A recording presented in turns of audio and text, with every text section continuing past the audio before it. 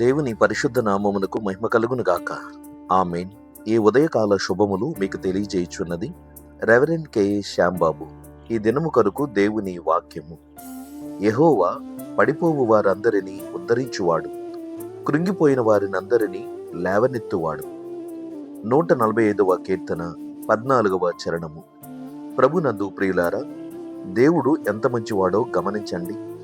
లోకములో ఉన్న వారందరూ ఉన్నత స్థాయిలో నిలవదగినటువంటి వారందరినీ గౌరవించుచు వారి కొరకు ఆలోచన చేస్తూ ఉంటారు.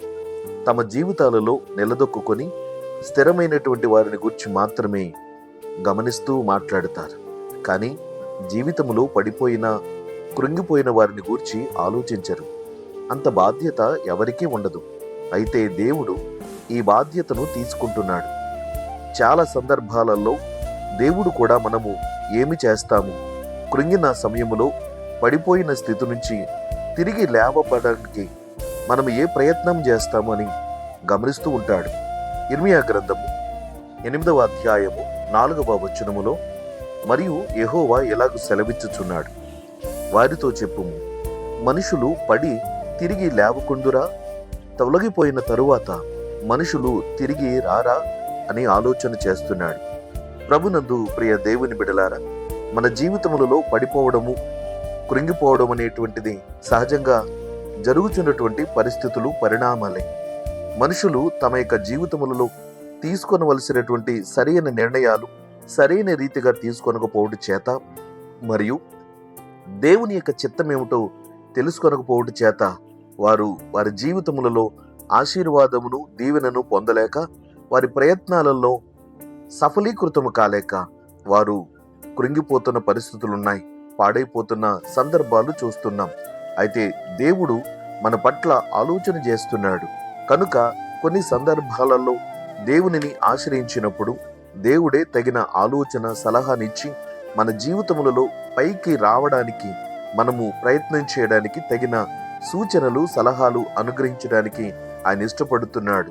145వ కీర్తన 9వ చరణములో యెహోవా అందరికీ ఉపకారి అనే వాక్యము తెలియజేయుచున్నది. కనుక దేవుడు మన కొరకు తగినటువంటి సహాయము చేయడానికి ఆయన ఇష్టపడుతున్నప్పుడు దేవునిని ప్రార్థన పూర్వకముగా మనమును సంప్రదించాలి. కనుకన దేవుడు కూడా పడిపోయినటువంటి లేదా కృంగిపోయిన వారినందరినీ పైకి లేవనెత్తడానికి, వారి బ్రతుకులను సరిదిద్దడానికి ప్రయత్నం చేయడానికి తగినటువంటి శక్తి, సామర్థ్యాలు, సహాయమును దేవుడు అనుగ్రహింపజేస్తున్నాడు. అయినా దేవుడు ప్రతి విషయంలోనూ కూడా మనకు పాఠము నేర్పినట్లుగా జీవితాలను ముందు ఉంచి నడిపిస్తున్నాడు. భక్తులైన జీవితాలను ఆదర్శప్రాయంగా ఉంచుచున్నాడు. అపోస్తలుడైన పౌలు అపోస్తలుల కార్యముల గ్రంథము 15వ అధ్యాయములో 17వ వచనములో ఈ మాటను తెలియజేస్తున్నాడు. పడిపోయిన దావీదు గుడారమును తిరిగి కట్టెదను, దాని పాడైన వాటిని తిరిగి కట్టి దానిని నిలవబెట్టెదను అని అనాది కాలము నుండి ఈ సంగతులను తెలియపరుచున్నాడు ప్రభు అని అన్ని జనులలో ఈ రక్షణను ప్రకటిస్తున్నాడు. అయితే గతించిన కాలములో దేవుడు యోధా, ఇశ్రాయేలు ప్రజలను ఎలా ప్రేమించాడు, దావీదు ఎలాగూ లేవనెత్తి ఉన్నాడు మనం గమనిస్తున్నాం. ప్రియ సోదరి సోదరుడా, దేవుడు సర్వకాలము మనలను విడిచిపెట్టాడు, తగిన సహాయము చేస్తాడు.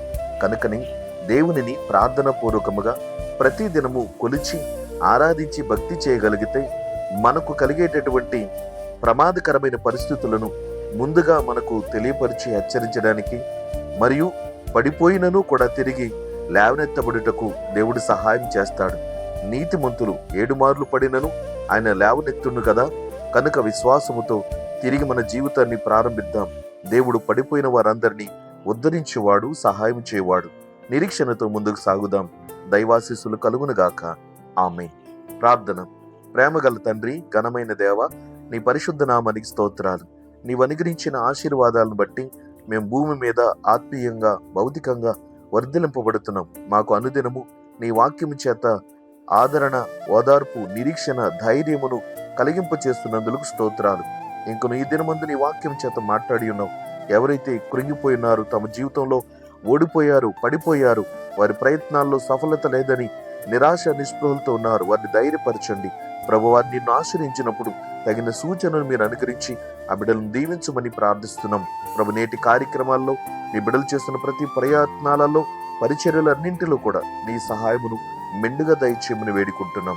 తండ్రి, ఈ దిన పరిచర్యల ద్వారా మీ ఆశీర్వాదములకు మమ్మల్ని పాత్రలుగా చేసి నడిపించండి ప్రభువా. నూతనముగా స్కూల్స్కి, కాలేజెస్కి వెళుతున్న బిడ్డలకు మీ కృపా సహాయం అనుగ్రహించండి. ఆత్మీయంగా, భౌతికంగా, ఆర్థికంగా, ఆరోగ్యపరంగా ప్రతి వారిని బలపరచుమని వేడుకుంటున్నాం. యేసుక్రీస్తు నామమున ఈ ప్రార్థన అడిగి నీ సన్నిధిని సమర్పించుకునిచున్నాము తండ్రి. ఆమేన్.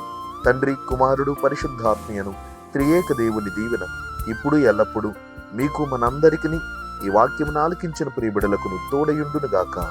ఆమేన్.